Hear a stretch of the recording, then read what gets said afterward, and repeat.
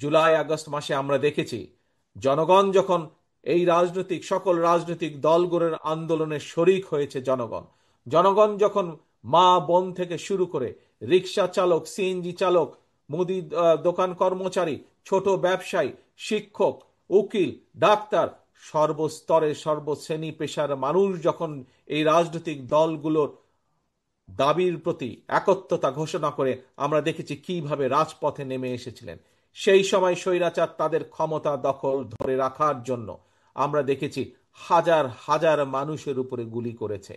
আমরা দেখেছি কিভাবে ১,৫০০-এর মাত্র ১ মাস ১.৫ মাসের ব্যবধানে আমরা দেখেছি প্রায় ১,৫০০-এরও বেশি মানুষকে তারা হত্যা করেছে। আমরা দেখেছি কিভাবে ৩০,০০০-এরও বেশি মানুষকে তারা কিভাবে নির্যাতন করেছে, কিভাবে ৩০,০০০-এরও বেশি মানুষ পঙ্গুত্ব বরণ করেছে। এর মধ্যে বহু মানুষ তাদের দৃষ্টি শক্তি সারা জীবনের জন্য হারিয়ে ফেলেছে। আমরা দেখি যে এর মধ্যে বহু মানুষ, কারো পা নষ্ট হয়ে গিয়েছে, কারো হাত নষ্ট হয়ে গেছে, বিভিন্নভাবে ক্ষতিগ্রস্ত হয়েছে। প্রিয় ভাই বোনেরা, তবে বাংলাদেশের মানুষের সর্বাত্মক চেষ্টায় সহযোগিতায় আলহামদুলিল্লাহ আল্লাহর রহমতে আমরা সফল হয়েছি। আমরা এই দেশ থেকে স্বৈরাচারকে বিতাড়িত করতে সক্ষম হয়েছি।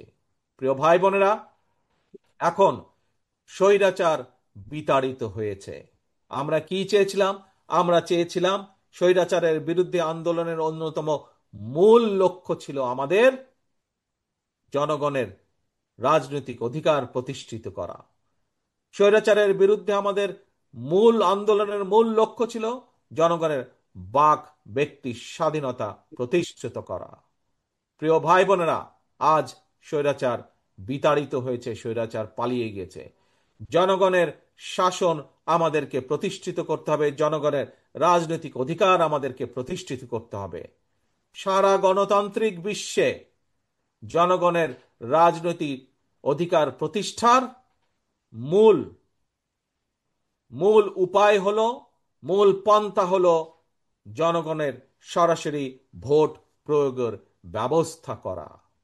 এবং সেই ভোট প্রয়োগের মাধ্যমে জনগণ নির্ধারণ করবে কে আগামী দিনে একটি নির্দিষ্ট মেয়াদ পর্যন্ত এই দেশকে পরিচালনা করবে, জনগণের উন্নয়নের জন্য কাজ করবে।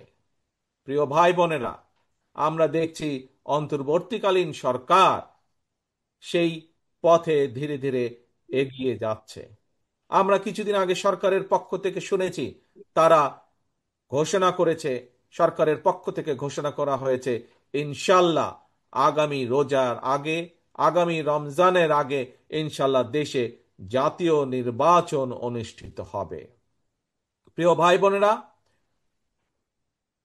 এই জাতীয় নির্বাচন অনুষ্ঠানের মাধ্যমে জনগণের অধিকারের প্রথম পদক্ষেপ বাস্তবায়িত হবে। এখন শুধু ভোট হলেই হবে না, ভোটের মাধ্যমে শুধু সরকার গঠন করলেই হবে না।